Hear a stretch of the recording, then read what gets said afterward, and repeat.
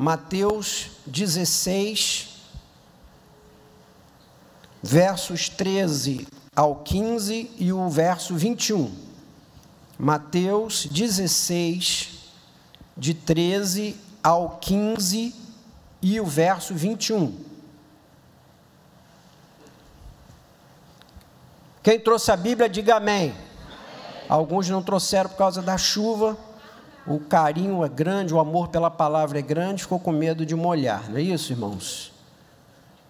Mateus 16, 13 a 15, está aí aberto? Conseguiram abrir, achar? 13 a 15 e depois o verso 21. Indo Jesus para os lados de Cesareia de Filipe, perguntou aos seus discípulos: quem diz o povo ser o Filho do Homem? E eles responderam, os discípulos responderam: uns dizem que tu és João Batista, um líder, um pregador, um homem que traz palavras fortes, um líder nato. Outros dizem que tu és Elias, um poderoso, um milagroso, alguém que faz sinais e prodígios em profusão. E outros dizem que tu és Jeremias ou algum dos profetas, por causa das tuas palavras tão poderosas, tão comoventes, tão fortes, tão reveladoras. Mas vós, continuou Jesus, vocês, meus discípulos, quem dizeis que eu sou? Respondendo Simão Pedro, disse: tu és o Cristo, o ungido, o Messias prometido. Tu és o Filho do Deus vivo. 21. Desde esse tempo, começou Jesus a mostrar aos seus discípulos que lhe era necessário seguir para Jerusalém, sofrer muitas coisas dos anciãos, dos principais sacerdotes, dos escribas. Era necessário ser morto e ressuscitado no terceiro dia. Senhor, nós continuamos na tua presença e te pedimos nessa hora unção, graça, poder, clareza, virtude do céu, para que haja entendimento, leveza, profundidade, ensino, crescimento, transformação em cada um dos nossos corações, em nome de Jesus, amém. Vamos sentar, irmãos. Numa caminhada que Jesus fazia com os seus discípulos, caminhada que era marcada por momentos de muitos sinais e prodígios, muitos milagres. Jesus vinha caminhando e parando, e aqui e ali fazendo milagres, sinais e prodígios, e vez por outra parava e sentava e convidava a multidão que o seguia para mais perto e fazia mensagens, sermões, exposições. Então, numa caminhada em que Jesus intercalava momentos de sinais e prodígios com momentos de grandes mensagens, de lindos sermões, Jesus resolve, de repente, acha que é importante, acha que é necessário separar um tempo na agenda dele com os seus discípulos para fazer uma avaliação de entendimento. Qual era o entendimento que aqueles que andavam com ele, que o seguiam, estavam tendo de tudo aquilo que vinha acontecendo? Qual era o entendimento que eles tinham daquele discipulado, desse projeto? Qual o entendimento que eles tinham do próprio Jesus, daquela decisão e manifestação de seguir, de ter um compromisso firmado com ele, do tempo que eles estavam investindo e consagrando a essa caminhada com Jesus? É sempre bom, necessário, para todos nós, irmãos, vez por outra, separarmos um tempo para fazer uma avaliação do nosso entendimento do nosso Jesus, dos nossos conceitos sobre Jesus, do que temos pensado a respeito dessa caminhada, do nosso entendimento da fé que confessamos, porque essas reavaliações, elas muitas vezes nos firmam mais, firmam os nossos conceitos, às vezes nos fazem rever rotas e aprofundar compromissos. Nesse momento aqui de Mateus 16, Jesus, que vinha tocando corpos físicos, emoções, alma, resolve separar um tempo para tocar entendimento das pessoas e firmar conceitos. Nesse texto que nós lemos, ele foi muito direto e objetivo e focou em 3 pontos principais: sua natureza, ou seja, quem ele é; a sua morte, a necessário da sua morte, da cruz, e a certeza de que ia ressuscitar. Jesus, então, foca em 3 pontos: a sua natureza, a sua morte e a sua ressurreição. Por que Jesus faz isso nesse ponto? Porque esses são exatamente os 3 conceitos fundamentais da fé cristã. Os 3 fundamentos principais do cristianismo são a natureza da encarnação de Cristo, a morte na cruz e a ressurreição. E o Senhor, então, faz essa avaliação nesses 3 pontos para evidenciar, e logo ficou claro que ele evidenciou que havia enganos nessas conceituações. Havia enganos nestas coisas, nesses conceitos, na compreensão a respeito da sua natureza, da necessidade da sua morte e da convicção da sua ressurreição. Hoje à noite, eu queria interromper um pouquinho essa jornada do púlpito, onde o pastor Theo tem falado sobre Tiago e outras mensagens que aqui têm sido ministradas com unção, com graça, com poder, tocando o nosso coração, tocando nossas emoções, tocando a nossa alma. E hoje eu queria também separar aqui com vocês os próximos 30, 40 minutos para tocar no seu entendimento. E eu queria pedir a você que, apesar da chuva, às vezes um espírito assim de acomodação, de relaxamento grande que a chuva produz, que você procurasse nesses próximos 30, 40 minutos se desligar das outras preocupações, especialmente aquelas que já largamos aqui aos pés do Senhor, e que você se desligasse do telefone, do alguma coisa, da qualquer outra distração que você tenha, e você conseguisse colocar aqui agora a sua total atenção. E eu tenho convicção na presença do Senhor que se você colocar esses próximos 30 minutos aqui, de verdade, não só o corpo, mas a mente, muita coisa no seu coração, no seu entendimento vai mudar.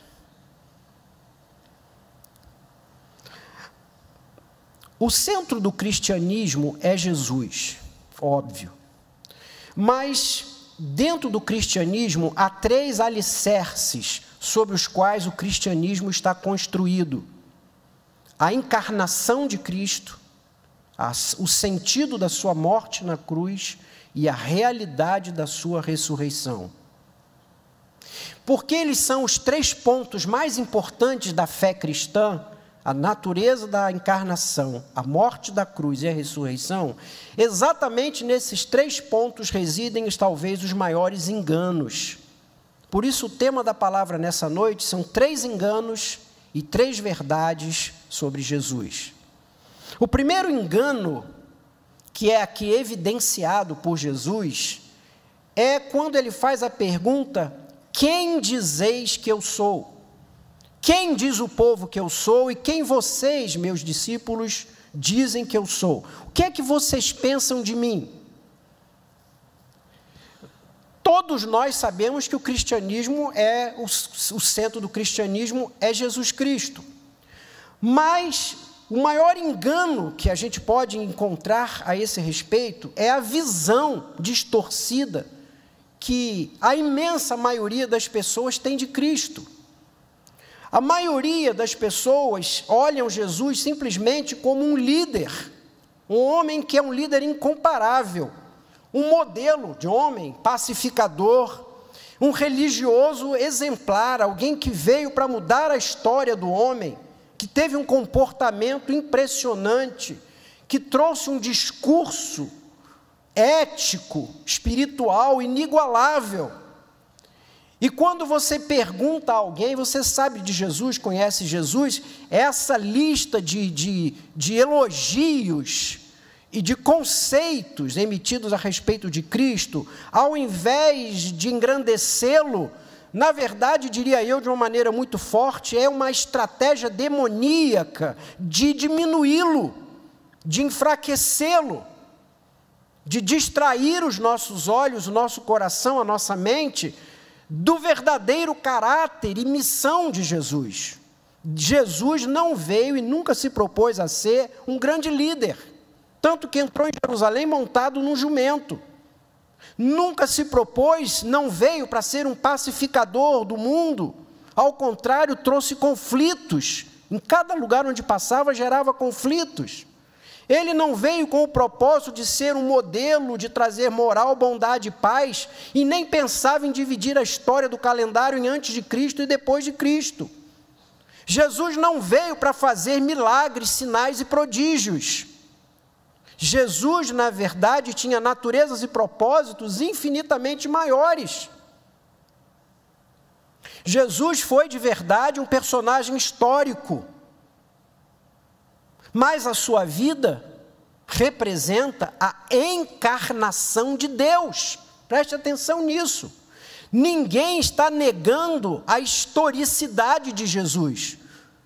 A história contemporânea e a história passada, a história romana, a história grega, a história judaica, independentemente de Bíblia ou não Bíblia, atestam que alguém chamado Jesus nasceu no primeiro século na Palestina, que foi seguido por uma multidão, que fez transformações tremendas, que mudou a história da humanidade, e isso é inegável.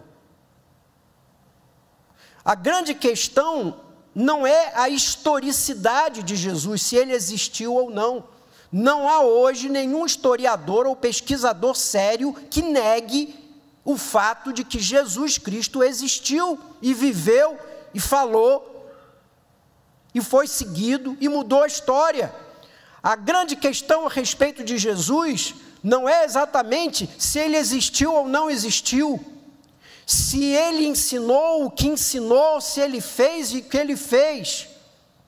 As grandes questões a respeito de Cristo não são as transformações que ele produziu.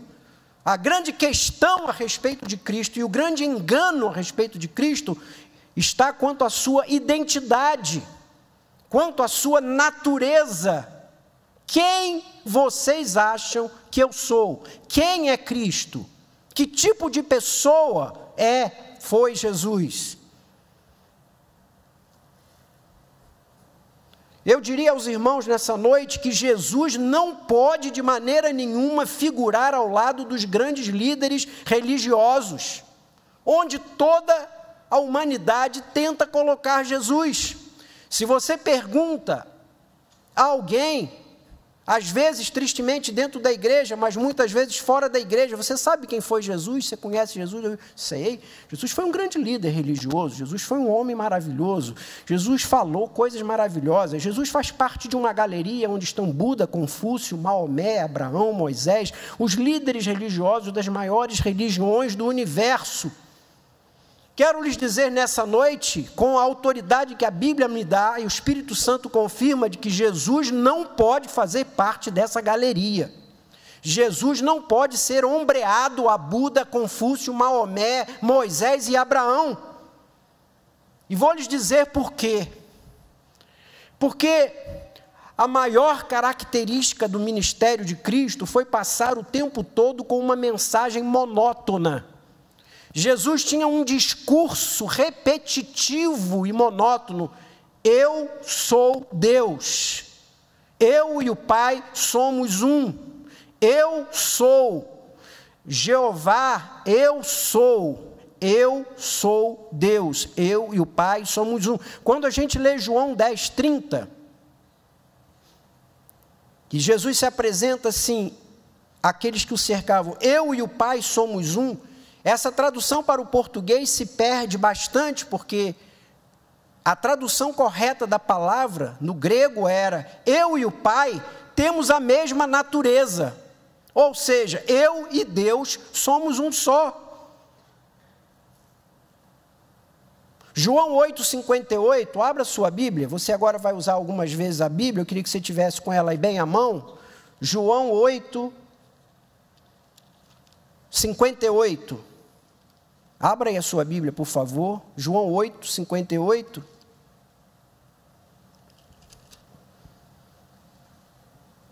Quando perguntaram a Jesus, aqueles que o cercavam, sobre esse discurso divino, ele dizia: na verdade, eu vos digo que antes que Abraão existisse, eu sou. Entre dezenas de versículos, de textos do Novo Testamento, onde Jesus se apresenta como Deus, eu sou Deus, eu e o Pai somos um, esse aí é chocante, porque ele fala que ele já existia antes de Abraão, ou seja, ele fala que ele é eterno. E depois ainda diz: eu sou. Essa palavra eu sou é Jeová. Ele está dizendo que ele era Jeová. Ele usa o nome de Deus, ele se nomeia como Deus. Portanto, esse verso aí faz com que o que aconteceu, pegaram pedras para atirar nele. Jesus vivia se apresentando monotonamente com uma só mensagem: eu sou Deus encarnado. Era esse o seu discurso constante, sua reivindicação e seu cartão de visita. Eu e o Pai somos um. João 14,2, ele diz: eu vou para o Pai e vou preparar-vos lugar. Ora, ele está dizendo que eu vou voltar ao céu, onde o meu Pai está, e eu ainda tenho a competência, a capacidade, o ministério de lá no céu preparar lugar para vocês. Quem vê a mim, vê o Pai. Disseram a ele: mostra-nos o Pai. Ele diz: eu estou aqui com vocês o tempo todo. Quem vê a mim, vê o Pai. Preste atenção então aqui, meu querido. Nenhum líder religioso em toda a história ousou apresentar-se como Deus. Nem Buda, nem Confúcio, nem Maomé, nem Abraão, nem Moisés, em nenhum momento disse: eu sou Deus. Só Jesus passou o tempo todo dizendo: eu sou Deus. E mais do que esse discurso, ele convenceu aos seus circunstantes da sua divindade. Aqueles que o viram nascer, filho de um carpinteiro, tinha um endereço em Nazaré, passou infância, adolescência e juventude com eles, viram tanto poder, tanta ação na parte dele, suas reações, seus sentimentos, sua pureza, sua ação sobrenatural, sua humildade associada à sua grandeza, que perceberam ao longo do tempo que aquele menino que nasceu em Nazaré era filho de José e Maria, estranhamente quanto possa parecer, era Deus.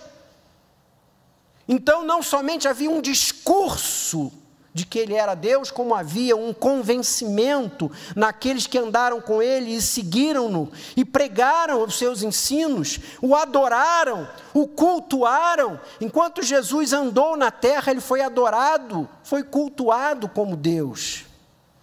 João Batista, João 1,34 diz: eu vi, e de fato dou este testemunho, ele é o Filho de Deus. Evangelho de João 1,34. O texto que lemos de Pedro confessando, Mateus 16,16, tu és o Cristo, o Filho do Deus vivo. Tomé, que era o mais duvidoso, quando foi tocado, alcançado por ele, disse: agora sei que tu és Senhor meu e Deus meu. Jesus mudou a história, marcou a história. O seu testemunho atravessou os anos, chegou aos nossos dias. E nada disso, vejam bem, tem a ver com o que a Bíblia fala dele. Eu estou falando da história.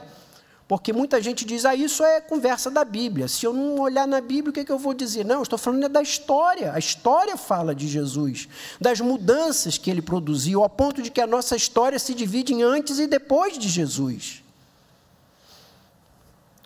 Mas como é que esse Jesus maravilhoso muda tanto a história, se a sua palavra e o seu discurso é eu sou Deus? O autor Josh McDowell diz que de Cristo Jesus só existem 3 alternativas. Ou ele era um louco, achando que era Deus e não era, ou ele era um mentiroso falsário, sabendo que não era Deus, dizia que era Deus, ou ele era Deus de verdade, como ele dizia. Para alguém que passa toda a sua vida e todo o seu ministério com um discurso monótono, dizendo, eu sou Deus, eu sou Deus, eu sou Deus, eu vim porque o Senhor, meu Pai me mandou, vou voltar para Ele, eu sou Deus, eu vim buscar, eu vim falar, eu vim ensinar, eu vim salvar, eu vim preparar, vos julgar, eu vim lhes convidar, eu sou Deus. Esse homem que passou toda a sua vida dizendo que era Deus, e pasmem vocês, morreu exatamente por causa dessa única afirmação. Vocês sabem por que Jesus morreu? Não foi porque ele fez coisas, não foi por causa das mensagens que ele pregou. Jesus não foi crucificado por causa daquilo que disseram a respeito dele. Jesus foi crucificado porque disse o tempo todo que era Deus. É isso que está em Marcos 14, 61 a 65, quando dentro do Sinédrio ele é questionado e diz, então você está dizendo que você é Deus, que você é filho de Deus? Ele disse, vocês estão dizendo, eu sou. E por isso ele é crucificado. Ele não foi morto por causa de acusações, ele foi morto por causa da sua confissão. Então prestem atenção nesse ponto, e eu quero concluir esse ponto, irmãos. Se Jesus sabia que não era Deus, e vivia dizendo, e morreu pelo fato de dizer que era Deus, ele era maluco, um louco, um megalomaníaco. Ou ele pensava que era Deus, mas ele não era Deus, ele estava enganado. Ou ele era um mentiroso falsário, ou ele era um louco.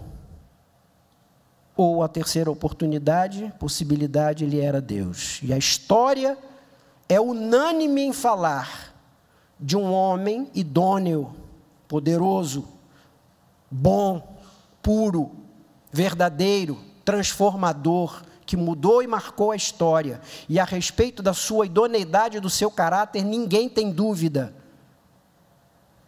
Portanto, só nos resta crer nesse idôneo, dizendo, ele é Deus. Ora, se Jesus é Deus, ele não pode figurar na relação, na galeria dos grandes líderes religiosos. Porque se ele fosse mentiroso e louco, ele não podia estar à altura do Buda, Confúcio, Maomé, Moisés e Abraão. E se ele é verdadeiro, porque ele é Deus, ele é completamente diferente dos demais líderes religiosos. A encarnação de Deus em Cristo revela que Deus existe, em primeiro lugar. Segundo, que Ele nos ama. Terceiro, veio nos buscar, interessado em nós, agiu. Veio para restaurar a nossa relação com Ele. Amém?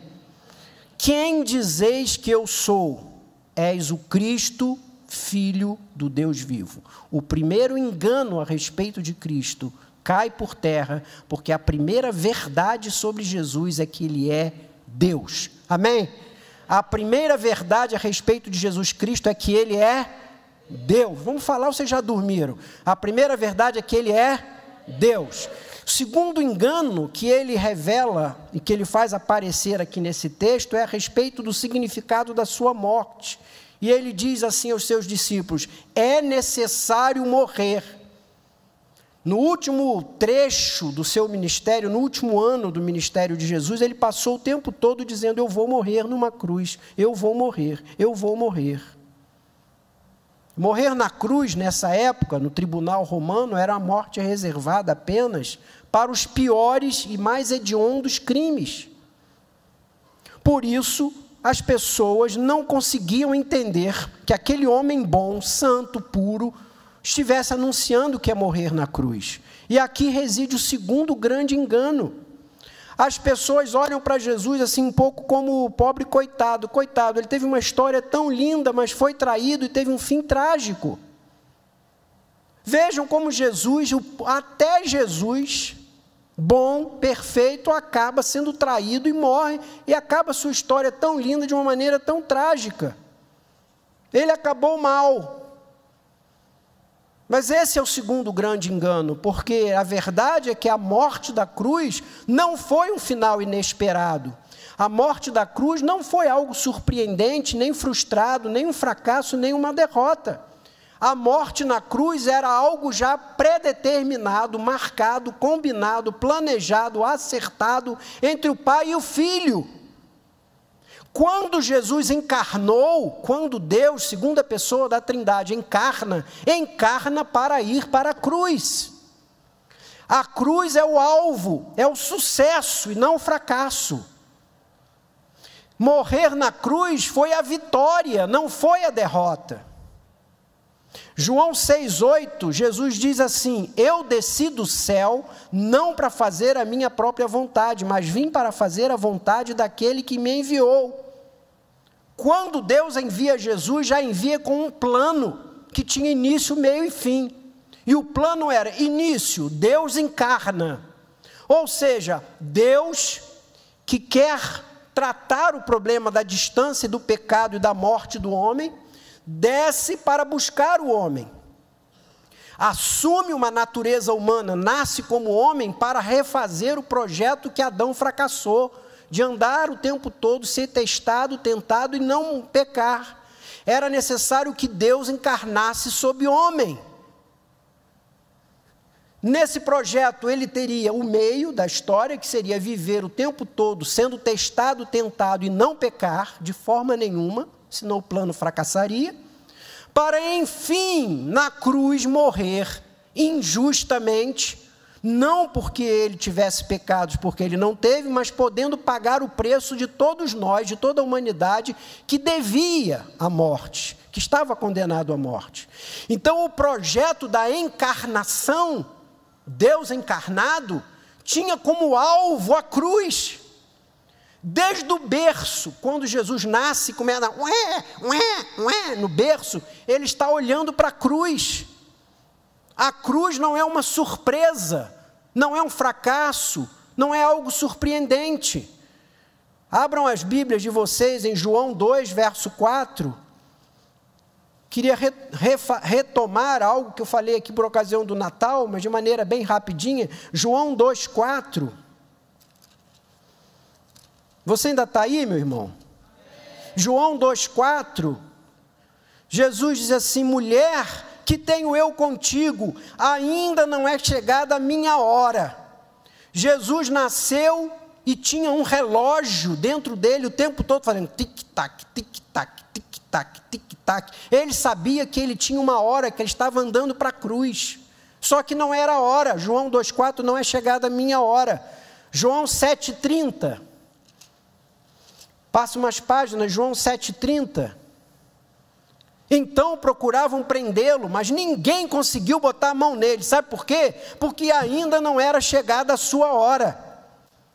8,20. João 8,20. Proferiu essas palavras no gasofilácio enquanto ensinava no templo, mas ninguém conseguiu prendê-lo. Sabe por quê? Que ainda não era chegada a sua hora. 16,4. João 16,4. Ora, essas coisas vos tenho dito, para que quando a hora chegar, vos recordeis do que eu vos disse. Quando a hora chegar. João 13:1. Ora, antes da festa da Páscoa, sabendo Jesus que era chegada a hora de passar desse mundo para o Pai. Vocês estão percebendo? Desde o começo ele sabe qual é a hora. Ele vai andando para a hora. Que hora é essa? A hora de quê? A hora de passar desse mundo para o Pai. Toda a história de Jesus, ele caminha para a cruz. 17:1. João 17:1. Fim de tudo, tendo Jesus falado estas coisas, levantou os olhos para o céu e disse: Pai, é chegada a hora, glorifica o teu Filho, para que o Filho te glorifique a ti. Quem não sabe de nada do ministério, da vida, do projeto, bom, é chegada a hora de eu ser glorificado, então já sei, chegou a hora dele ser engrandecido, enaltecido, elogiado, alguém vai pegar e levá-lo para um trono e botar ele dentro de um palácio. Pai, chegou a hora, agora é a hora de eu ser glorificado. Que é isso? Qual é a glória do Filho? Que hora é essa dele ser glorificado? Que glória foi essa? Capítulo 12, João 12, 23, João 12, 23, ele vai dizer que hora e que glória é essa. Disse Jesus: é chegada a hora de ser glorificado o Filho do Homem. Mas em verdade vos digo que se o grão de trigo caindo na terra não morrer, fica ele só, mas se morrer, produz muito fruto. Quem ama a sua vida, perde-a, mas aquele que odeia a sua vida neste mundo, preservá-la-á para a vida eterna. Verso 27, a minha alma está angustiada, eu sinto o pecado de toda a humanidade sobre mim, mas eu vou dizer o quê? Pai, me salva dessa hora? Como eu vou dizer isso, se foi precisamente com este fim, com este propósito que eu vim para esta hora? Eu vim para isso, vim para a cruz, vim para substituir o homem e morrer na cruz. O segundo engano é achar que Jesus foi traído e morreu desnecessariamente, que Jesus fracassou, que a cruz foi o fim. Mas a segunda grande verdade é que a morte era necessária, a morte é substitutiva, a morte é o cumprimento de um projeto. O que foi que Jesus falou como última frase sua na cruz? Está consumado, está pago. O terceiro e último engano a respeito da fé cristã, que gera a terceira verdade, é sobre a realidade da ressurreição. É necessário morrer e ressuscitar no terceiro dia. Você ainda está aí? Amém. Quando eu estava preparando essa mensagem, me lembrei que o lugar mais fantástico que eu visitei na minha vida e mais emocionante foi o túmulo vazio em Jerusalém. E aqui tem gente que estava lá comigo e que presenciou o momento mais emocionante que eu vivi. Eu tinha que pregar na entrada do túmulo vazio e foi difícil. Quem estava lá comigo viu. 2 vezes que Deus me deu a oportunidade de estar diante do túmulo vazio, eu precisei pregar e fiz com muita lágrima e nó na garganta. Sabe por quê, irmãos?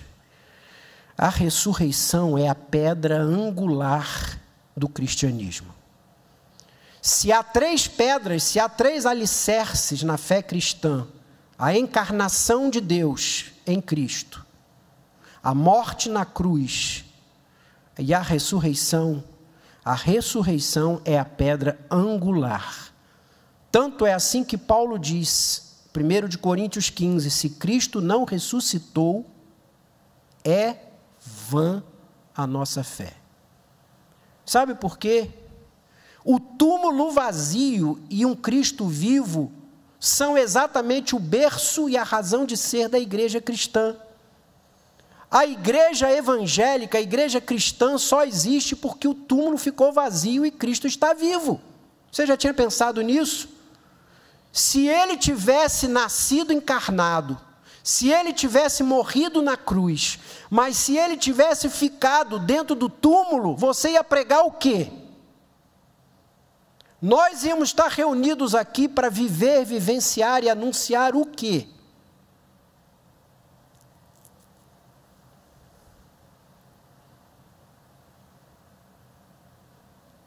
Os testemunhos da realidade da ressurreição são vários. Primeiro, olhamos para os próprios apóstolos e discípulos. Não sei se você já raciocinou dessa forma. Os apóstolos, os discípulos de Jesus, largaram tudo que tinham para ir seguindo Ele, crendo naquela mensagem de que Ele era Deus, Filho de Deus, o Messias, que era prometido e esperado. Os discípulos iam andando atrás de Jesus e os seus apóstolos depois, largando tudo que tinham. Só tiveram perdas. Quem decidiu seguir Jesus só foi tendo perdas. Nenhuma vantagem financeira, nenhuma vantagem social, muito ao contrário. Até que chegar o momento de vê-lo na cruz, morto. E a grande decepção produzida pela falta do entendimento de que aquele a quem entregaram a vida, confiaram e creram que era Deus encarnado, morreu na cruz, gerou o que a Bíblia nos mostra no caminho de Emaús, e eles presos dentro de um cenáculo. Se havia gente frustrada, decepcionada e deprimida nesse ano, nesse lugar, no mundo, eram os discípulos que entregaram a vida, largaram tudo, tiveram perdas, andaram com Jesus 3 anos, crendo que Ele era o Messias, esperavam que Ele desse a grande vitória, subisse a um trono, libertasse Israel, e agora olhavam Ele morto numa cruz. Por isso fogem de medo, tristes, decepcionados. Jesus os alcança no caminho de Emaús e vai os visitar trancado, a portas trancadas dentro do cenáculo. Só que 3 dias depois você encontra estes homens falando, pregando, anunciando, desafiando autoridades, encarando judeus, líderes, sinédrios, reis, sendo sacrificados, perseguidos e mortos pela verdade de que Jesus estava vivo. O que aconteceu nesses 3 dias que transformou os discípulos e apóstolos decepcionados, deprimidos, frustrados, em alguém que deu a vida provando, pregando, anunciando que Jesus havia ressuscitado, senão a evidência de que Jesus realmente havia ressuscitado?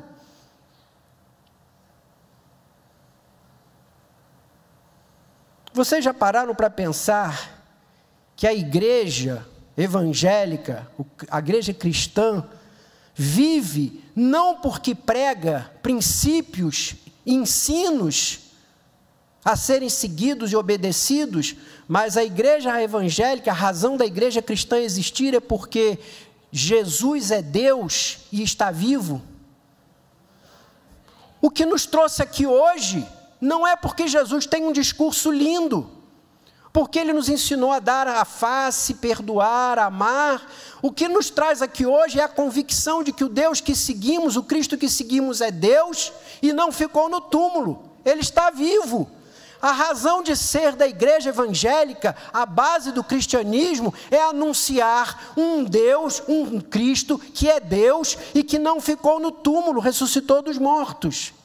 Não há nenhuma outra igreja, nenhuma outra religião no mundo onde o seu líder tenha se apresentado como Deus e tenha ressuscitado de entre os mortos. Portanto, o alicerce principal da igreja evangélica, do cristianismo, é o nosso Senhor Jesus ressuscitou. Mas isso não é carochinha da Bíblia. Tem muita gente que diz, não tem como falar isso, porque isso é o que está na Bíblia. Se eu falar isso, ninguém acredita, porque se ele não acreditar na Bíblia, ele não vai acreditar na ressurreição. Porque há fatos evidentes. Porque a igreja chegou até aqui hoje, eu e você estamos aqui, porque o nosso Deus é vivo. Porque a única mensagem que mantém esta igreja viva e crescendo é o fato de que Jesus está vivo. Se você abrir a sua Bíblia, eu já estou terminando, em 1 de Coríntios 15, abra sua Bíblia aí, 1 de Coríntios 15, verso 3 ao verso 8, Paulo diz assim, olha, antes de tudo vos entreguei o que eu também recebi, Cristo morreu pelos nossos pecados, como as Escrituras anunciaram, mas Ele foi sepultado e ressuscitou ao 3º dia, como a Escritura prometia. Como é que se prova isso? Ele apareceu a Pedro, depois apareceu aos 12, depois ele foi visto por mais de 500 irmãos de uma só vez, gente que está viva aí até agora. Se isso fosse uma mentira, isso daí tinha sido logo desmentido. Prestem atenção numa coisa, irmãos, se a ressurreição não tivesse ocorrido, os maiores inimigos do cristianismo e as hostes satânicas já tinham jogado o cristianismo por terra. Esse corpo, que teoricamente, no dizer de alguns, os discípulos pegaram o corpo e esconderam, depois disseram que ele tinha ressuscitado. Primeiro, que os inimigos puseram uma escolta e uma pedra selada, porque sabiam que Jesus passou o tempo todo dizendo, eu vou morrer, mas vou ressuscitar no terceiro dia. Eu vou morrer, mas vou ressuscitar no terceiro dia. O que é que os romanos e os judeus logo fizeram? Selaram a porta, a pedra, e botaram uma escolta na frente do túmulo. Então, esse argumento cai por terra.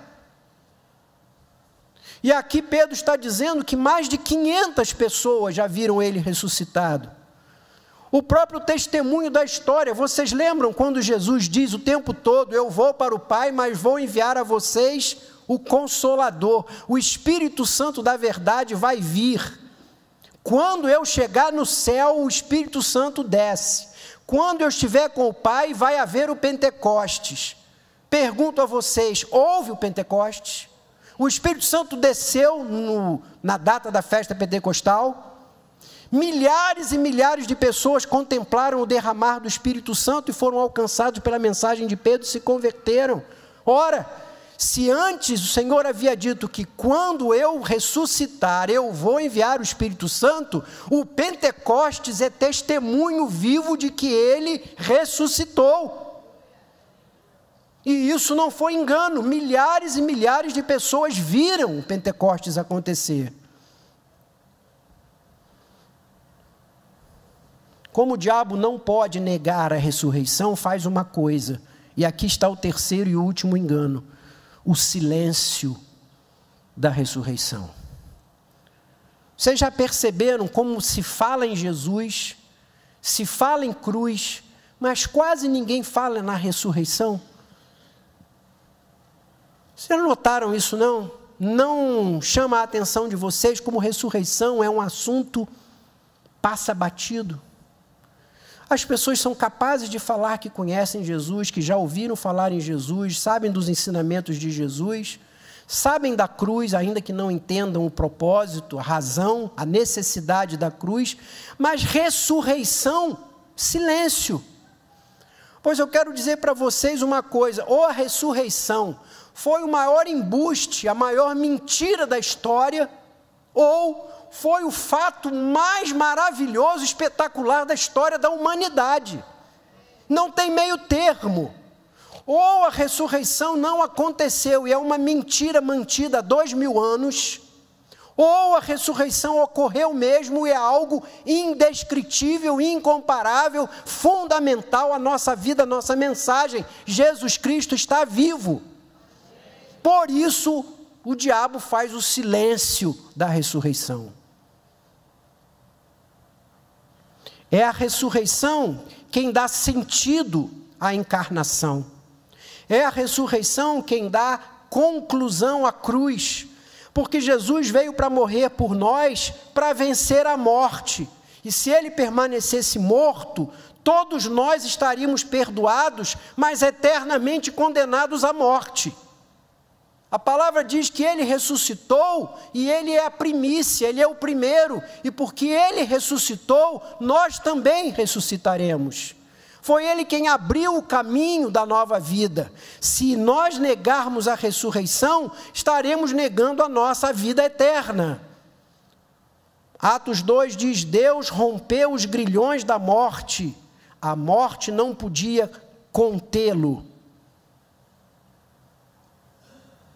João 14, eu vivo, e porque eu vivo, vós também vivereis. Quero concluir nessa noite com essa palavra que tem uma natureza muito mais de falar a mente do que as emoções, com o sentido de firmá-los em algumas verdades que fazem muita diferença e são muito importantes na nossa caminhada e no nosso compromisso com Deus. nós não podemos nos deixar enganar.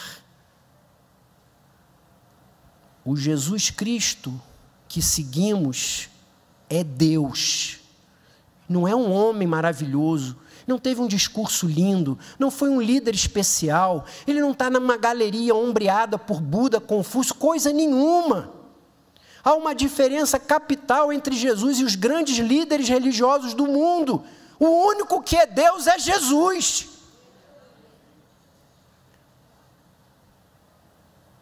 Segundo, a segunda verdade, a cruz não foi um fracasso. A cruz não foi um fim trágico, a cruz foi uma vocação, a cruz foi o alvo, a cruz foi o sucesso. Ele nasceu olhando para a cruz. Enquanto muitos pais investem tudo na vida dos seus filhos, desde o berçário, pensando, ele vai ser isso, ele vai ter sucesso, ele vai ter uma caminhada, ele vai ter uma carreira maravilhosa, ele vai ser vitorioso. Deus Pai, quando enviou o Filho, tinha no coração o seguinte projeto: ele vai para a cruz. O sucesso dele é viver uma vida santa, substituir os homens pecadores, ir à cruz e morrer no lugar deles e pagar a dívida. A cruz é o sucesso de Cristo.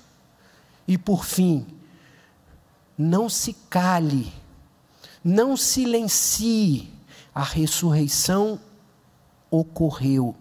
É verdadeira, e o único líder religioso que está vivo é o nosso Deus, e a nossa igreja, a fé cristã, a fé que abraçamos, o discipulado que seguimos, é completamente diferente de qualquer outra religião que hoje exista, porque a única religião cujo o seu líder é Deus, e está vivo, é o cristianismo.